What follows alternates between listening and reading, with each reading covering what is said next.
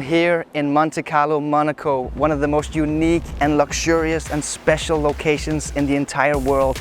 The place is famous for the Formula 1, the oldest casino in the world, but it's also famous for the Backgammon World Championship.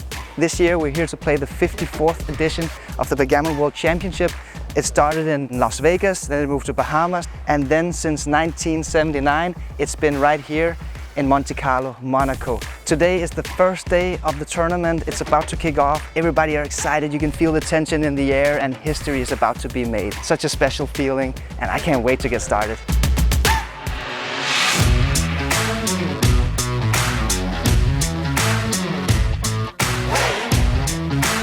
Behind me, we have the iconic and luxurious Fairmont Monte Carlo Hotel. It's famous for the Formula 1 hairpin curve. It's got the world-renowned restaurant Nobu, and it has the Nikki Beach pool club on the roof of the hotel. Also, it has the biggest ballroom in Monaco, which makes it a perfect location for the Backgammon World Championship. If you follow me, I will show you around inside.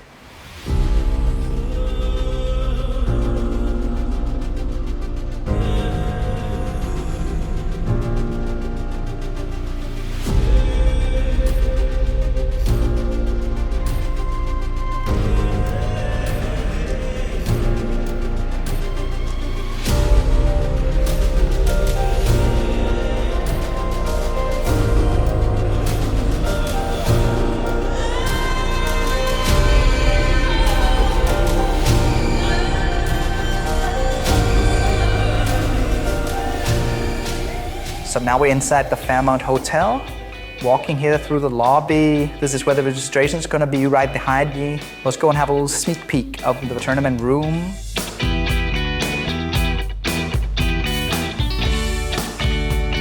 So this is it. This is the playing room. We've got all the beautiful blue boards, the Backgammon Galaxy Neptune color, of course. We've got the golden table numbers, the blue and golden chairs. Like, everything is beautiful here, right? It's like designed. The color palette here by Wilson, of course. We've got a shop over there. We've got a bookmaker. Morty Holmes is taking bets. And of course we have the brackets over here and the wall, the tournament staff's table. In that area down there we got the commentators, 2 streams set up to do 2 live streams of commentary. And over there in the corner we've got Bill and Tara's room where they record all the matches and they live stream it. So that's the production room. That's also where the World Championship final is going to be played. Here we have the spectator area. People can sit and watch. Here we see some of the old boards, like the legendary boards, very notorious white plastic boards. They go all the way back to the 80s. At some point in the past the checkers were renewed, but we kept a few of these boards just for nostalgic reasons. But the main tournament board is of course the beautiful blue boards produced by FM Gammon. Here we got I think the 150 is the last table number.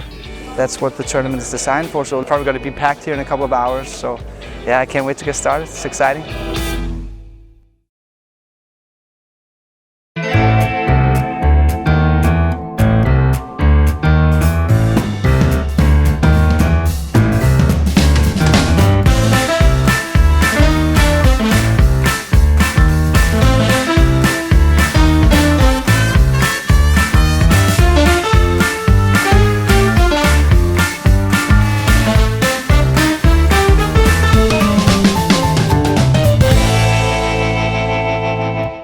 I used to play shogi, Japanese chess, in high school, and I switched from shogi to backgammon, mainly because in backgammon you can beat stronger players and you can gamble with it, and I liked it.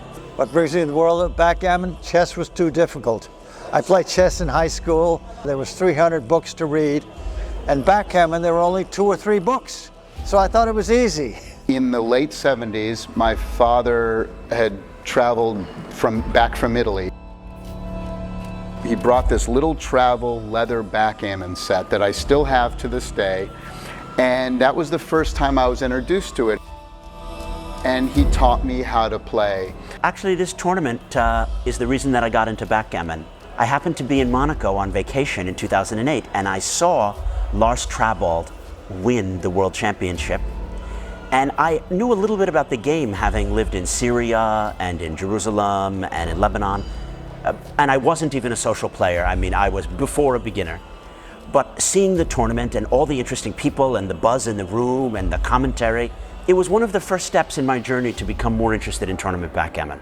I don't remember when I started to come to Monte Carlo. I guess 2006, so 17 years. So the first time I came, I was 30. I went for 8 consecutive years until I got married and then retired from the game.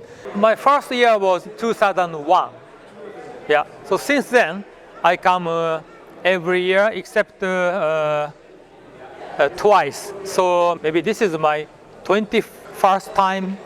I've been here many times. I think this is my 11th time to come. Obviously, the first time, it was the newest experience. So the first time was quite remarkable. And then the third time I came, I won. And I think the 7th time I came, I made it to the final and played in the championship. I'd come in 1980 or something to Monte Carlo and I enjoyed it. I started coming again in 2018, 2019. One of the first years I came, I won a lot of money, so that was very enjoyable for me, and so I figured it could finance the rest of my trips here.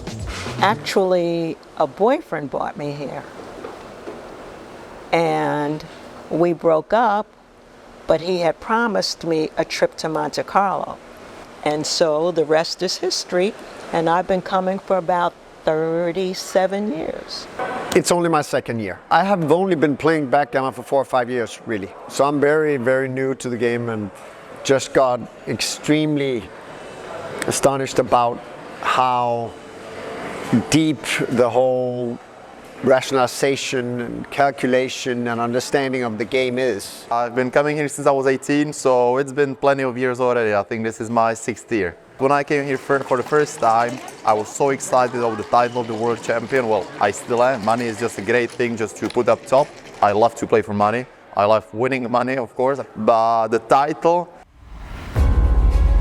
that's something else. I mean, that's prestigious forever. I mean, I will win money somewhere else. The title, I can win it just here, right? The world champion is a title that everybody wants, right? I won twice, and I wanted to win 3 times. I want to win 4 times, you know. I became to be 3rd place also 6 years ago. So I have 1st place and 3rd place. So 2 times in top is enough for me. I mean, look, money always matters a little bit. People like winning, but I think it's the glory. This is just one of the biggest trophies you can win. Title.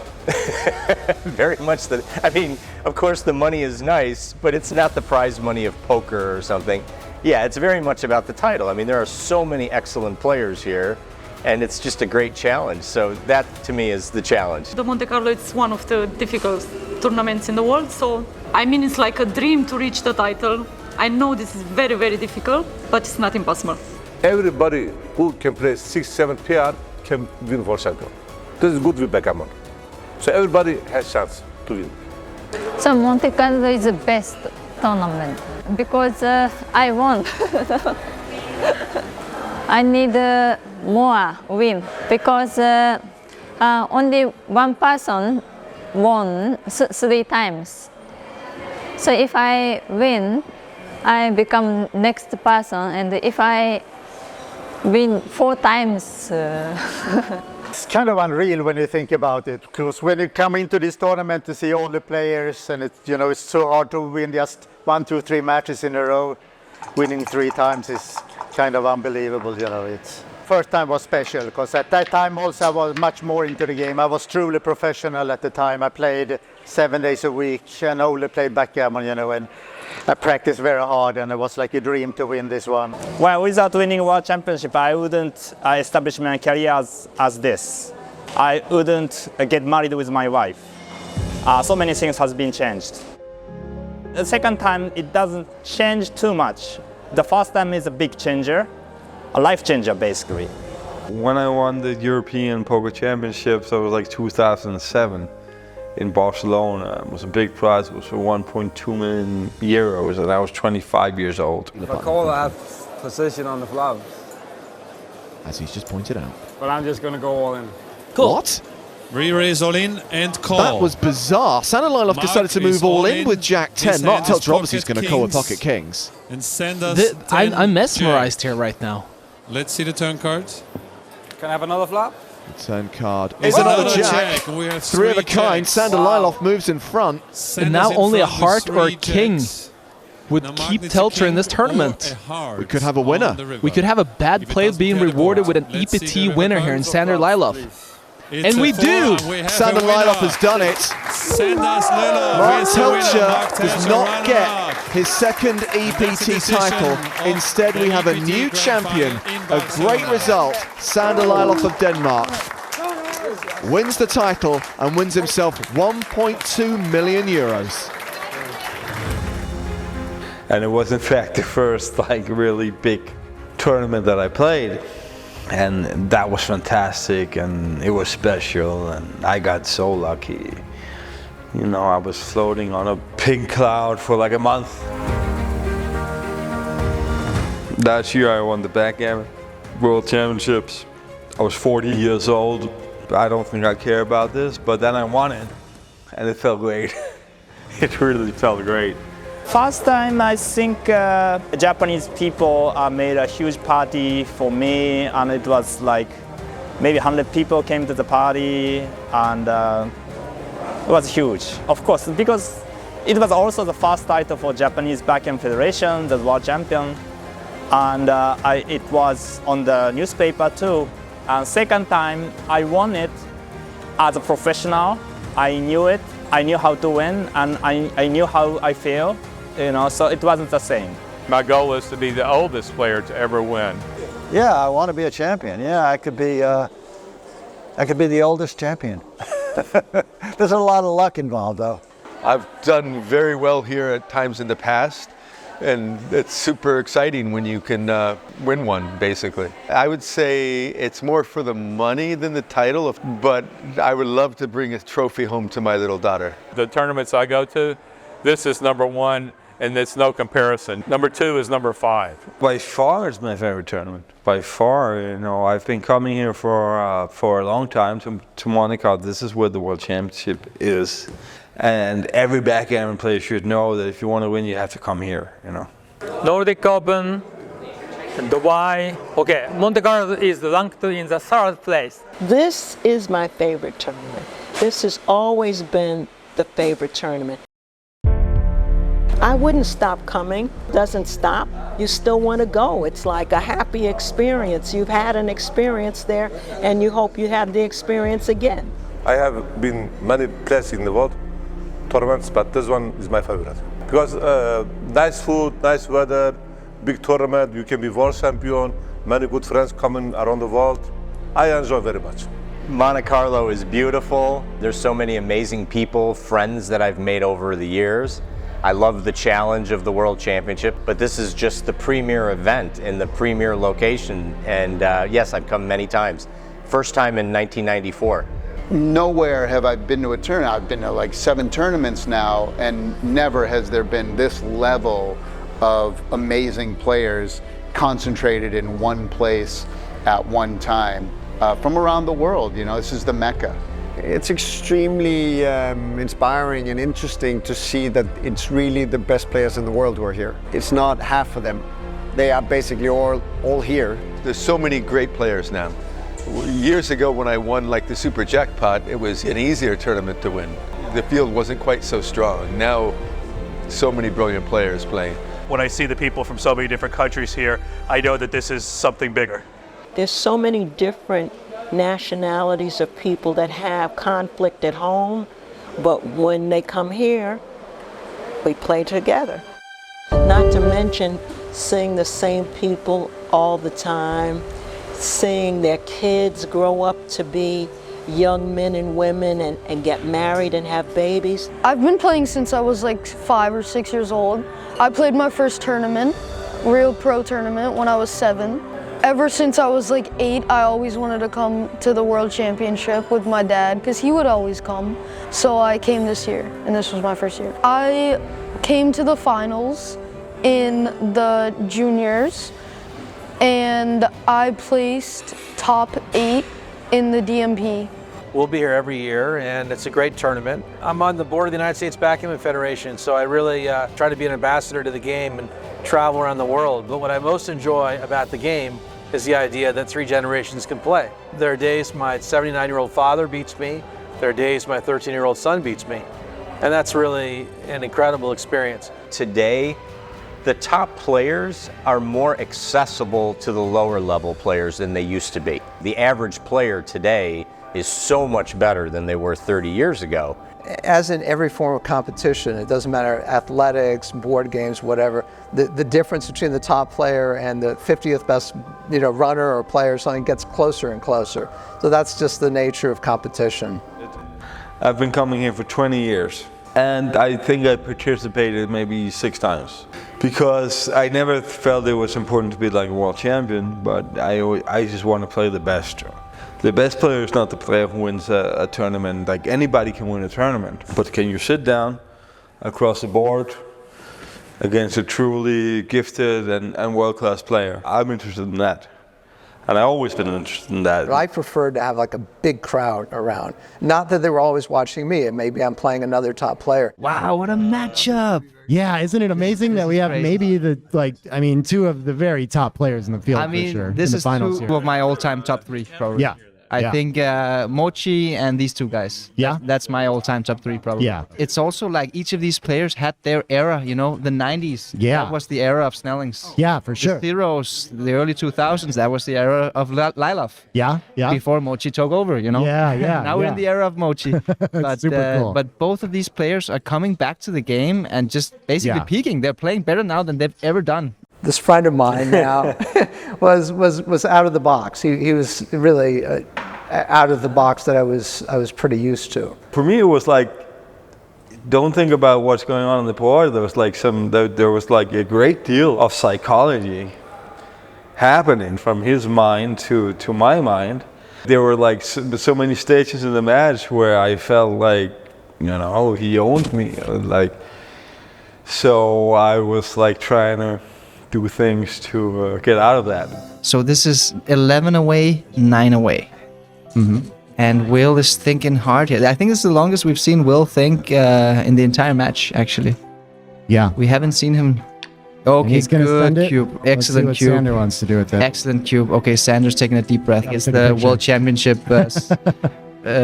final of the undefeated bracket. Okay, Yeah, takes. fair enough. Okay. Yeah, okay. I don't mind, actually. Yeah, it's it's break even. It's fine. I've never played, someone like you or like you in that energetic state in backgammon for something really important. Sander desperately needs to hit this too. So Rolling up the sleeves, getting some juju on the dice there with the hands. Yeah. And double fives, okay. Okay. So he is missing either way. Just saying. 99.6% gammon. Yeah.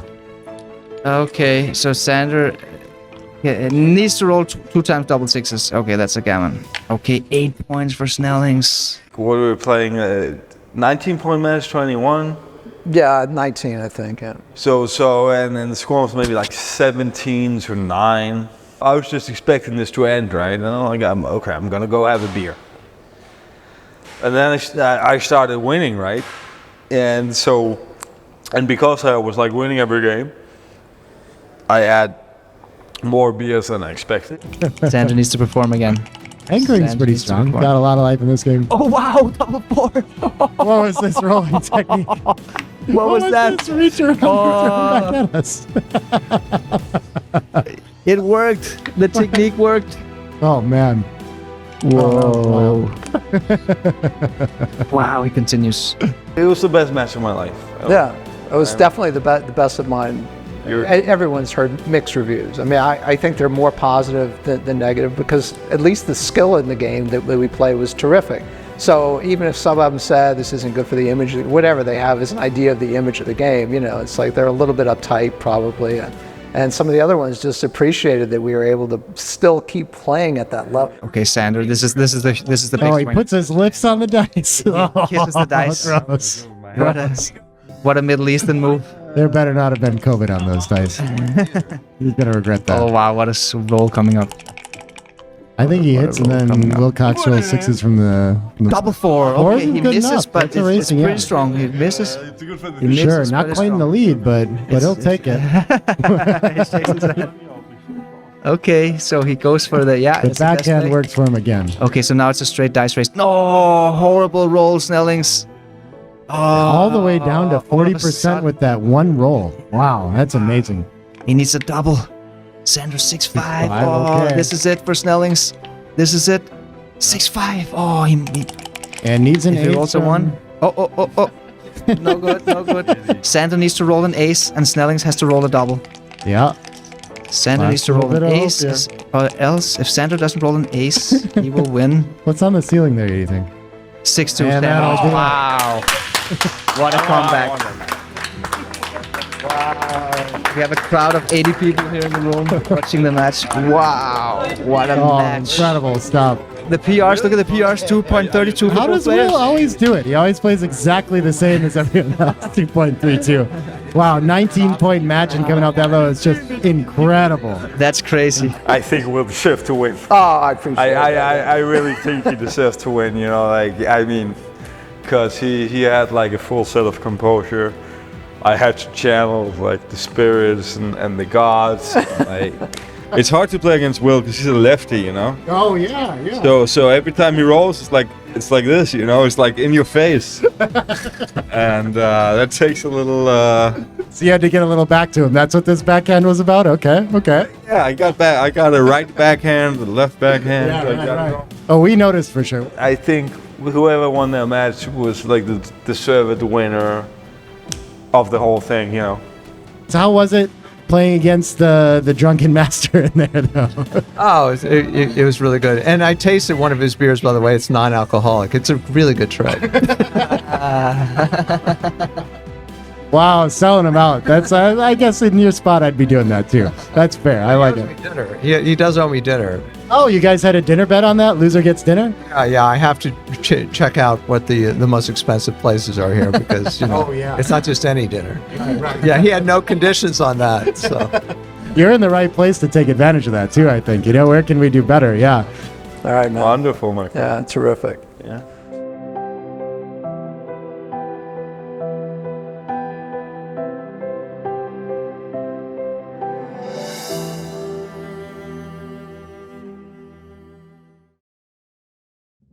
I feel like I'm a better player now just because I came to this tournament. When it comes to tournaments, this is where you have to be. I think it's perfect. Not too short, not too long, just perfect. The best format in the world.